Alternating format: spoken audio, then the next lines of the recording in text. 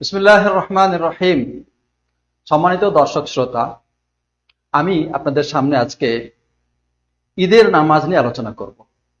আমাদের প্রিয় নবী সাল্লাল্লাহু আলাইহি ওয়াসাল্লাম যখন মদিনায় আগমন করলেন, তখন দেখেন যে মদিনার আনসাররা তাদের নির্দিষ্ট 2টি দিনে খেলাধুলা করত, আনন্দ ফুর্তি করত। তো তখন নবী সাল্লাল্লাহু আলাইহি ওয়াসাল্লাম বললেন যে আল্লাহ তাআলা তোমাদের এই 2টি দিনের বিপরীতে আরো উত্তম 2টি দিন দান করেছেন। সেটা হচ্ছে ঈদ উল ফিতর, আর এটা হচ্ছে ঈদ উল আযহা, রোজার ঈদ এবং কোরবানির ঈদ।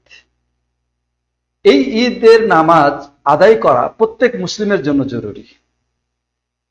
এ ব্যাপারে ওলামাদের মধ্যে ইখতিলাফ আছে। কেউ বলেছেন এটা ফরজে কিফায়া, কেউ বলেছেন এটা হচ্ছে সুন্নাতে মুআক্কাদা, কেউ বলেছেন ওয়াজিব। কিন্তু এটা বর্জন করা কোন মুমিনের জন্য উচিত নয়, কারণ আল্লাহ নবী সাল্লাল্লাহু আলাইহি ওয়াসাল্লাম এই নামাজকে কখনো ছেড়েছেন তার কোনো প্রমাণ নেই। এই নামাজে যখন আমরা অগ্রসর হব, তখন এই নামাজকে ঈদগাহে গিয়ে, মাঠে গিয়ে আদায় করা সুন্নাত।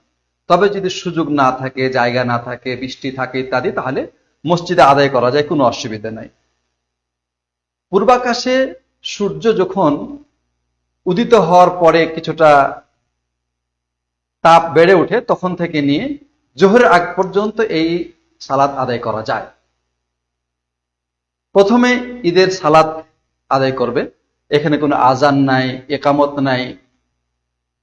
ইমাম তাকবীর দিয়ে যারা মুসল্লি মুক্তাদি তারাও ঈদের সালাতের নিয়ত করে তার পিছনে দাঁড়াবে। তাকবীর দেওয়ার সাথে সাথে অতিরিক্ত 6টি তাকবীর দেবে, প্রথম রাকাতে অতিরিক্ত 6টি তাকবীর দেবে। তারপরে সানা পড়বে।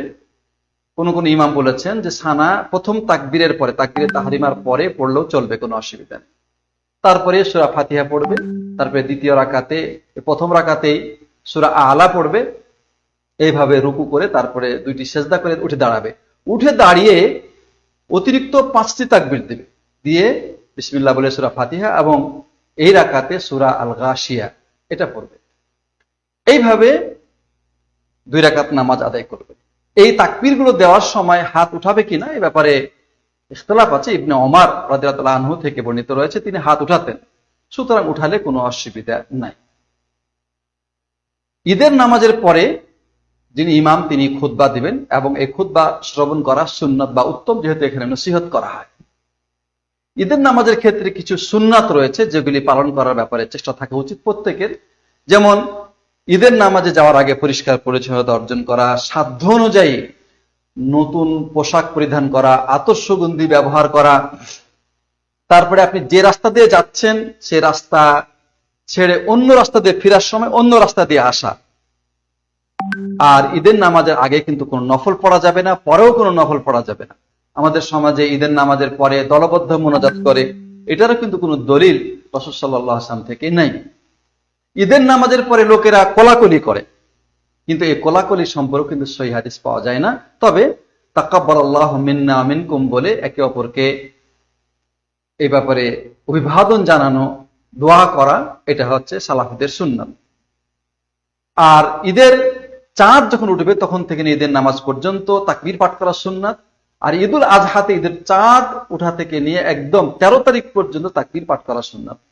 আল্লাহু আকবার, আল্লাহু আকবার, লা ইলাহা ইল্লাল্লাহ, আল্লাহু আকবার, আল্লাহু আকবার, ওয়ালিল্লাহিল হামদ, এই তাকবীর পাঠ করা সুন্নাত। বিশেষ করে ঈদুল আজহাতে আরাফাত দিবস থেকে নিয়ে 13 তারিখ আসর পর্যন্ত প্রত্যেক নামাজের পরে পরে এই তাকবীর পাঠ করা সুন্নাত। তো আল্লাহ তাআলা যেন আমাদেরকে এই ঈদের নামাজ সঠিকভাবে আদায় করার তৌফিক দান করেন, আমিন।